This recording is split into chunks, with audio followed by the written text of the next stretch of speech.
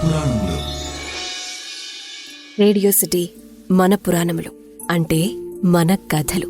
పెళ్లిళ్లలో నూతన దంపతులకు అరుంధతి నక్షత్రాన్ని చూపిస్తారు కదా, ఎవరు మర్చిపోతారు అంటారా? అవును. అయితే ప్రతి ఆచారం వెనక ఎంతో ప్రాముఖ్యత దాగుంటుంది, ఎన్నో విషయాలు తెలుస్తూ ఉంటాయి మనం తెలుసుకునే ప్రయత్నం చేసినప్పుడు. ఇవాల్టి మన రేడియో సిటీ మన పురాణములలో ఆ విషయాన్నే తెలుసుకుందాం. సౌనకాది మునులకు ఒక సందేహం కలిగిందట. తీర్చుకుందాం కదా అని చెప్పి సూత మహాముని దగ్గరకు వెళ్లారట. ఆయన అరుంధతి, అనసూయ, సావిత్రి, సీత, ద్రౌపది వీళ్ళందరూ కూడా ఎప్పుడూ వందనీయులు అంటూ చెప్తూ ఉన్నారు. వారిలో అరుంధతి అగ్రగామి అన్నారట.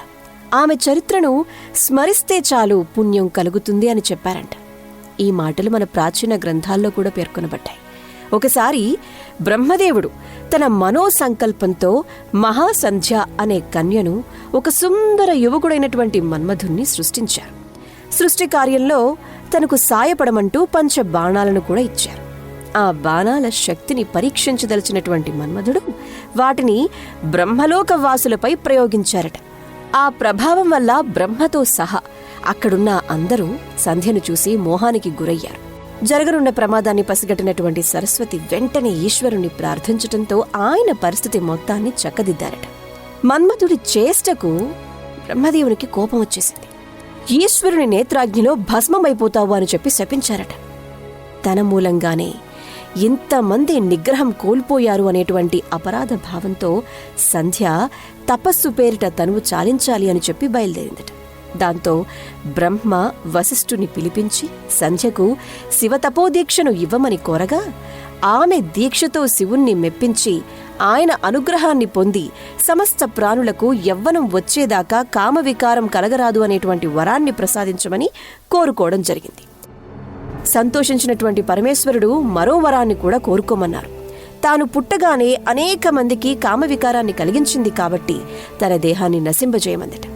శివుడు కన్వ మహర్షి పుత్రుడైనటువంటి మేధాతిథి చేస్తున్నటువంటి యాగకుండంలో దూకి తనువు చాలించు, అందులోనే మళ్లీ నీకు జన్మ కలుగుతుంది. శరీరం నశించేటప్పుడు ఎవరిని తలుచుకుంటావో అతడే నిన్ను స్వీకరిస్తాడు అని చెప్పి పరమేశ్వరుడు వరాన్ని ప్రసాదిస్తాడు.